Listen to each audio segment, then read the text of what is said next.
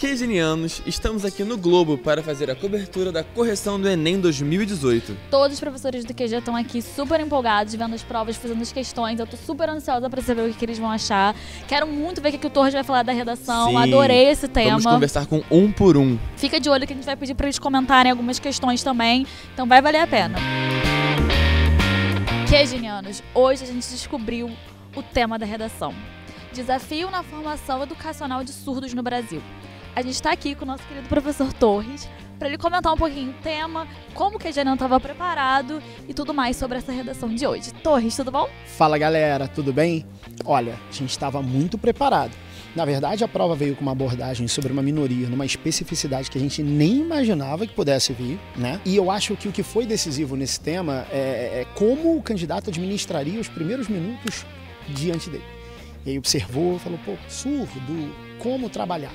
E aí, se a gente parar para analisar os temas que foram discutidos ao longo do ano, vamos lá. A gente falou de invisibilidade, a gente falou de papel da escola, tem uma aula na prática sobre deficientes, em que o Gonzalo deu um banho de informação sobre os mais variados tipos de acessibilidade. Então, um tema bacana porque permitiu que o candidato demonstrasse capacidade de costura entre as disciplinas. E não é aquela memorização que a gente vê muito por aí, sabe?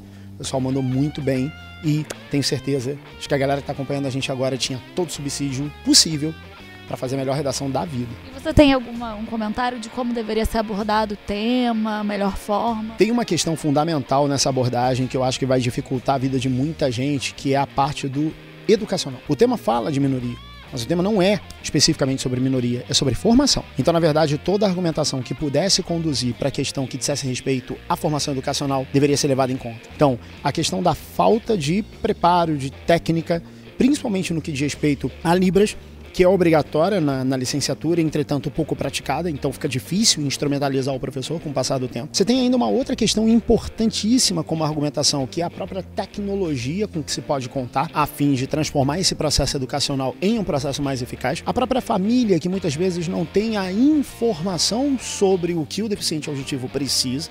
Lembrando que é educacional, então se é educacional, dá para incluir a questão familiar nesse processo, mais ou menos por aí.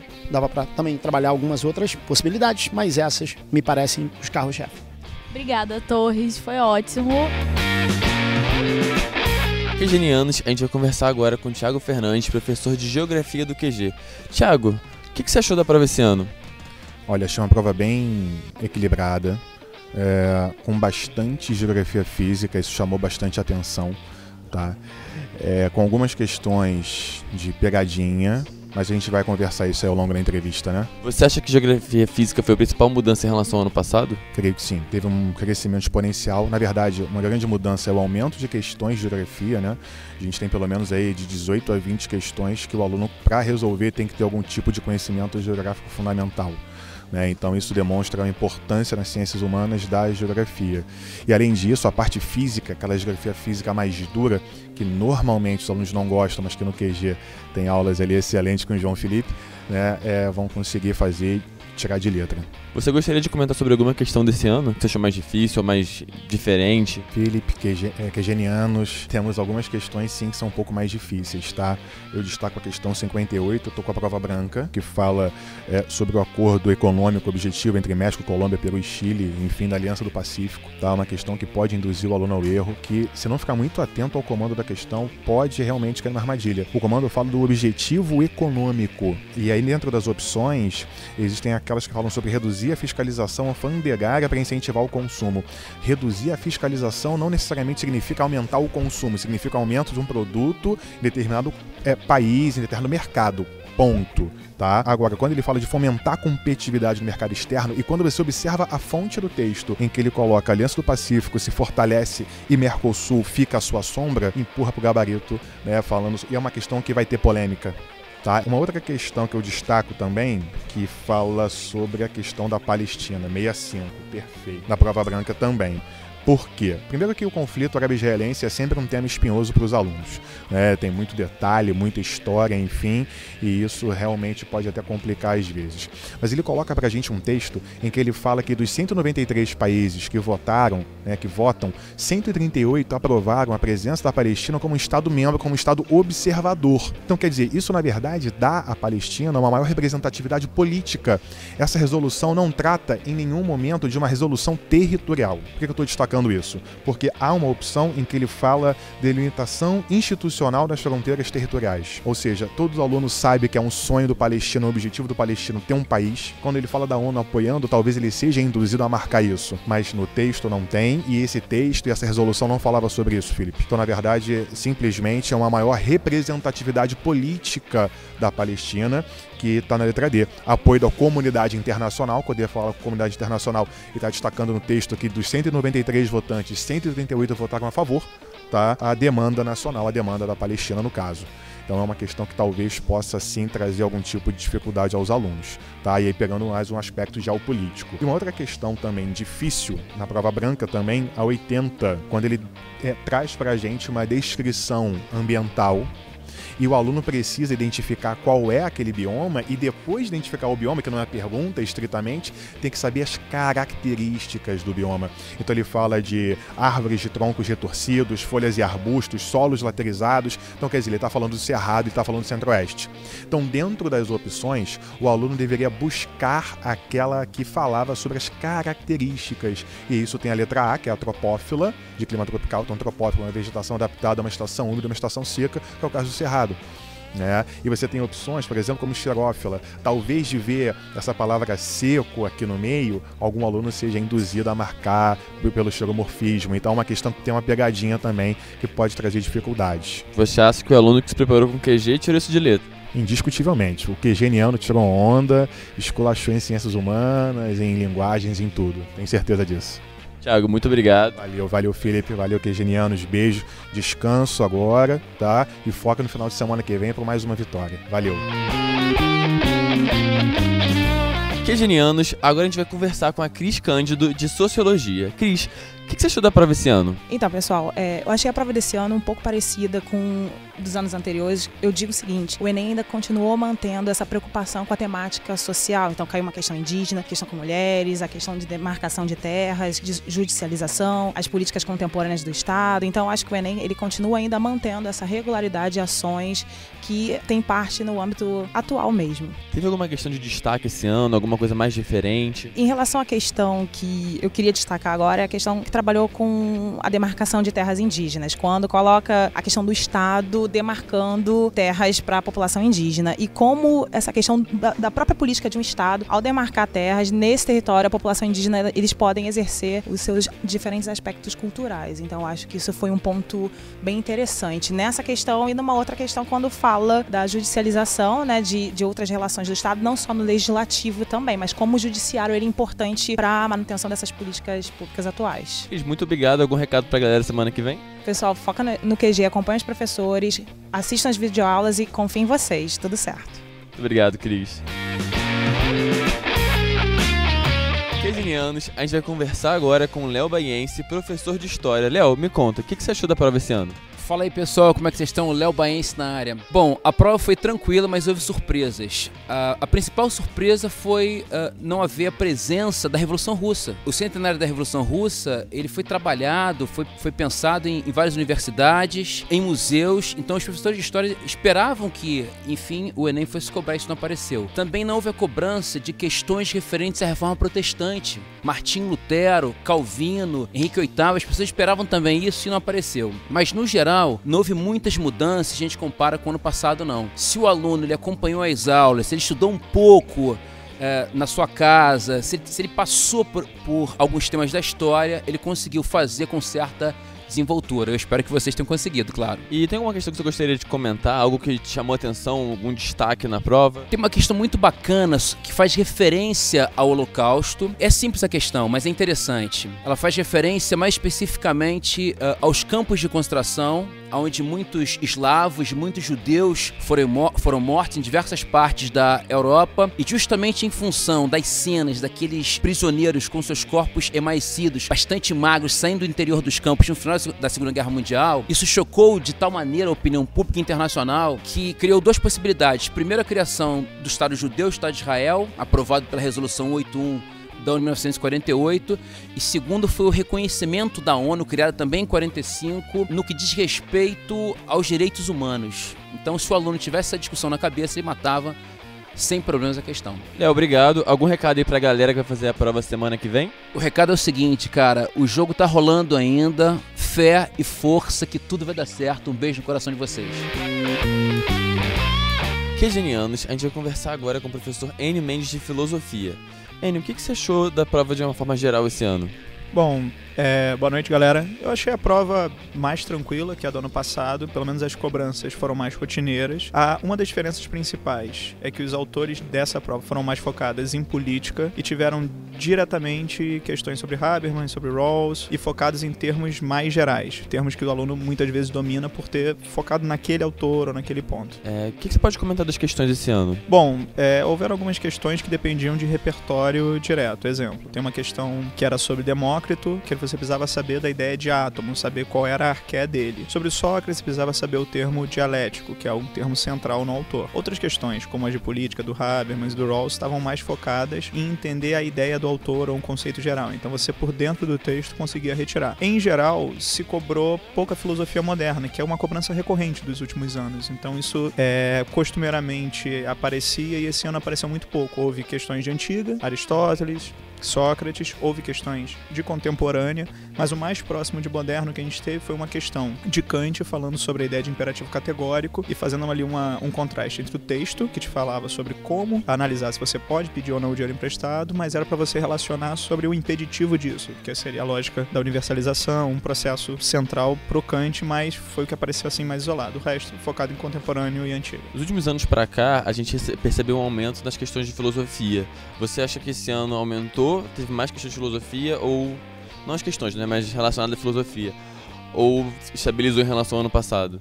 Não, acredito que está estável, assim. Houve um número razoável de questões, já considerando que após 2012 você teve uma crescente e há um número ali, algo em torno de 10 questões. Se você jogar com sociologia, você tem um aumento progressivo, mas ficou estável nesse sentido. Então é isso, Enio, obrigado. Obrigado você também. Uma boa prova para vocês semana que vem, gente. Tranquilidade aí. QGenianos, a gente está aqui com a nossa professora Marina Rocha, de língua portuguesa, e ela vai comentar um pouquinho da prova de linguagens. Marina, o que você achou da prova, no geral?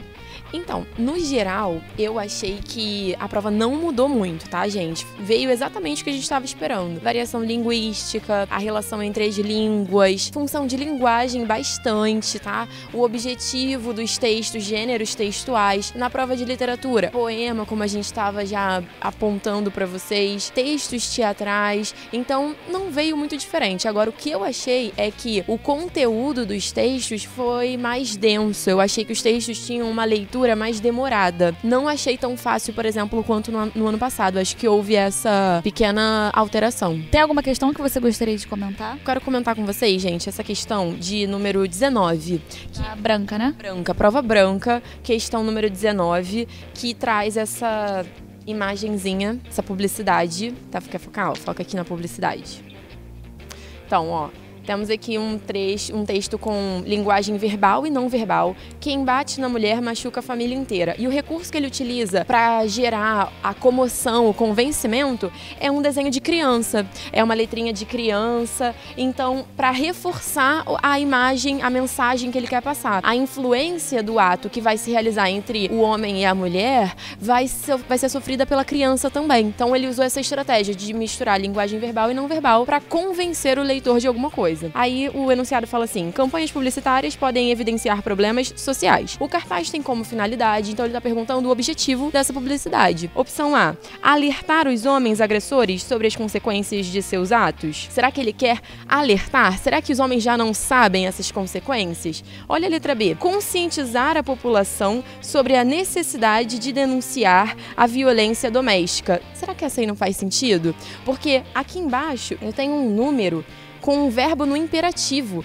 Ligue 180. É o homem agressor que vai ligar e falar, olha, eu agredi a minha esposa? Claro que não. Ele tá falando aí para as pessoas que vivem esse conflito sobre a importância de denunciar esse problema. Porque não é só a mulher que tá sofrendo com essa situação, são as crianças também. Então eu tenho aí uma combinação desses elementos verbais e não verbais para trazer essa mensagem de conscientização, de uma mudança de atitude, como ele fala, uma conscientização para a população sobre a necessidade de denunciar a violência doméstica. Por isso que essa é a opção correta. Olha aí a letra C que a gente vai eliminar. Instruir as mulheres sobre o que fazer em casos de agressão. Não só as mulheres. Como eu falei, se essa é uma consequência que vai para toda a família, não são só as mulheres que são responsáveis por alterar esse quadro. Letra D. Despertar nas crianças a capacidade de reconhecer atos de violência doméstica. Novamente, quando eu defino qual é o público, eu perco o potencial dessa campanha. Não é só para criança, não é só para mulher, não é só para o homem. É para qualquer pessoa que esteja vivendo de alguma forma essa situação. Letra E, exigir das autoridades ações preventivas contra a violência doméstica. Não tenho nada aqui que me ligue diretamente às autoridades. Então, gabarito, letra B. Obrigada, Marina. Beijo. Beijo, gente. Beijo. QGenianos, hoje rolou prova de língua estrangeira e a gente tá aqui com o professor Daniel de inglês do QG. Tudo bom, Daniel? Tudo bom. E você, Elisa? Tudo certo? Tudo ótimo.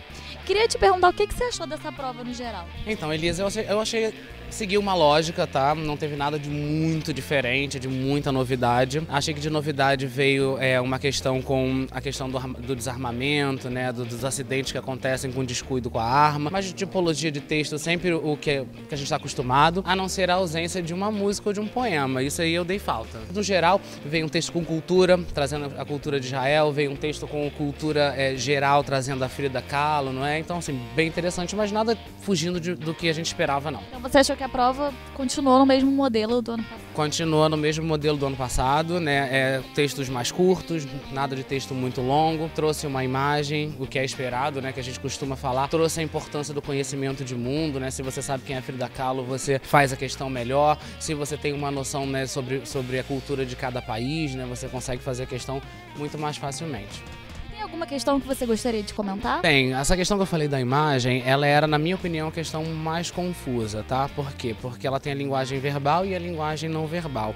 E só com a linguagem não verbal você tinha uma certeza maior da sua resposta, tá? E ela trazia duas palavrinhas, né? Ela vinha no enunciado com essas duas palavrinhas, que era o any place e regret, né? Fazendo o link entre as duas, né? O any trazendo aquela coisa do qualquer mesmo, ou seja, do desdém, ou seja, se você tiver desdém pro lugar que você vai levar o seu automóvel, você vai ter um arrependimento, você vai ter um problema, né? Então você tem que ter cuidado não só com a manutenção do seu carro, mas onde você vai. O onde aí era muito importante, o lugar era muito importante. E era a questão que era mais confusa porque ela tinha enunciados muito...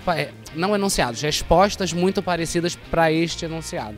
Sim. Mas fora isso, o resto eu acho muito tranquilo. Não tinha muito phrasal verb, talvez um só, acho que da questão de Israel, palavras transparentes, vocabulário fácil, não tinha nada demais na prova, não. Então que a Gena não estava preparada, né? Ah, com certeza, porque, por exemplo, na prova de Israel, né, caiu uma questão que abordava bem o tempo verbal que eu costumo falar com a galera, que é o present perfect, né, caiu bastante isso de conhecimento de mundo, que eu falei, tipologia textual, que também tem nas aulas deles, né, e se eles ficaram ligados nos temas recorrentes e na importância de sempre revisitar o que está acontecendo, eles iam conseguir fazer a prova com muita facilidade, Elisa. Obrigada, Daniel. Tchau, gente. Tchau. QGenianos, a gente está aqui com o Marco Laurindo, nosso professor de literatura, que vai comentar um pouquinho da prova de linguagens pra gente. Tudo bom, Laurindo? Tudo bom, Elisa? Beleza? Tudo tranquilinho? Gente, olha só, eu achei que a prova de linguagens esse ano foi muito boa, tá? Uma prova realmente com textos grandes, mas uma prova justa. Quem realmente estudou e viu com a gente as revisões, por exemplo, gêneros textuais, trabalhou tipologia textual, olhou poesia contemporânea, trabalhou as artes plásticas, uma prova de linguagem cada vez mais abrangente, porque você vê, por exemplo, um texto já mais antigo, mais clássico e ao mesmo tempo trabalhando grafite. Então, assim, eu acho que o Enem está chegando a um ponto de qualidade de prova muito bom, que faz com que o aluno consiga responder as questões, mesmo sendo grandes, mas com uma justiça muito boa. Então, acho que a prova foi bem legal esse ano, entendeu? De literatura especificamente, eu acho que Chico Buarque, Paulo Leminski, são figuras importantes. A gente falou no aulão ontem, né, sobre Paulo Leminski, então acho que o trabalho que a gente fez foi bem feito e eu espero realmente que tenha sido muito bom para todos vocês. Você sentiu diferença da prova do ano passado para esse ano? Eu achei a prova do ano passado, e pode ser de repente até uma questão pessoal, mas eu achei que a prova do ano passado muito mais trabalhosa do ponto de vista da leitura dos textos do que essa prova de agora. Então, por isso, eu acho que a tendência desse ano é o aluno sair melhor na prova de linguagens. E tem alguma questão que você gostaria de comentar? Ah, sim. Bom, tem várias questões importantes na prova, né? Mas uma coisa que sempre aparece é a questão da publicidade, da propaganda, tá? E o Enem, ele trabalha muito o aspecto social. Então, por exemplo, teve lá uma questão que trabalhava uma propaganda, na verdade, um texto publicitário que falava sobre a violência contra a mulher. Então isso é muito importante, né? Quando você consegue fazer isso, trabalhando numa questão e principalmente trabalhando no processo de conscientização, é importante pra caramba, e o Enem acaba se tornando um vestibular social e cada vez mais marcante, simbólico para a constituição da nossa identidade, que é importante pra caramba. Tá bom, Laurindo, obrigada. Valeu, Elisa. Valeu. Quezenianos, estamos aqui de novo com o professor Daniel Sanches, de Língua Estrangeira, e a gente pediu para ele comentar um pouquinho a parte de espanhol. Dani, o que você achou de modo geral assim da prova de espanhol? Eu vou me meter um pouquinho na prova de espanhol, então, para dar uma opinião, porque eu li a prova de espanhol também, e eu reparei algumas coisas muito importantes para a língua estrangeira, né? As pessoas na prova de espanhol, os candidatos precisam prestar muita atenção nas referências. Não tinha texto só da Espanha, né? Tinha texto do Uruguai, tinha texto de outros lugares. E outra coisa, não dá para ele se apoiar nessa prova na semelhança demais com o português. Existiam termos, vieram termos bastante peculiares da língua espanhola, tá? Então, assim, não dava para fazer a tradução ao pé da letra literal o tempo todo. Isso podia prejudicar muito a leitura. Os textos eram bem mais compridos do que os textos de inglês, eram bem variados, tinham até tipologias, né, em questão de... Tinha um texto narrativo, por exemplo, né, contando lá uma historinha, né, do Bartolomé. Então, assim, não dava para se apoiar só no... é igual ao português, não. A galera tinha que estar um pouco ligada. A prova de espanhol, na minha opinião, mais complicada do que a prova de língua inglesa. O pessoal que se apoiou aí, eu sei espanhol, eu me viro espanhol. Foi bem assim não, tá? Dani, obrigado pelo comentário. Algum recado pra galera que vai fazer a prova semana que vem? Só desejar sorte, porque era o que eu precisaria. Não sou muito bom em matemática, não sou muito bom nessa área de conta, não. Então, assim, só pra desejar a mesma sorte pra vocês e dizer pra vocês irem com a mesma força que vocês foram hoje. Obrigado. Eu adorei hoje. Foi ótimo, né? Uhum. Os professores fizeram vários comentários legais sobre a prova de hoje, do primeiro dia do Enem 2017. E semana que vem tem mais. Sim, tem esquentinha sexta-feira. Pra ver é só em confirmação.enem.com.br. É muita emoção. E sábado tem aulão, né, Felipe? Esquenta.enem.com.br, começando às 9 da manhã. Com todas as aulas específicas pra prova de domingo. Que é matemática e ciência da natureza. Sim, eu já tô ansiosa. Sim. E aí depois a gente vai estar aqui pra corrigir a sua prova de novo, então fica de olho nas redes sociais. Todos os comentários, a transmissão vai ser feita no Facebook do Globo, a gente vai compartilhar, né, pra você não se perder, e também vai ter a nossa cobertura no nosso YouTube. Com a gente aqui de novo. Sim. Até semana que vem, gente. Beijo. Beijo.